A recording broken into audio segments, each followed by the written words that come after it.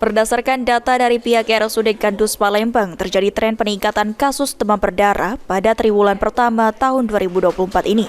Disampaikan oleh Galuh Adisti, Kepala Humas RSUD Gandus Palembang, tren kasus DBD di RSUD Gandus di triwulan pertama sejak Januari hingga Maret tahun 2024 tercatat ada sebanyak 17 kasus DBD.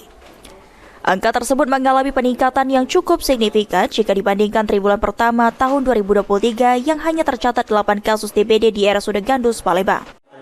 Tren kasus demam berdarah di Rumah Sakit Gandus itu untuk tahun 2024 itu cukup mengalami peningkatan yang signifikan. Ada sebanyak 17 kasus dibandingkan tahun kemarin.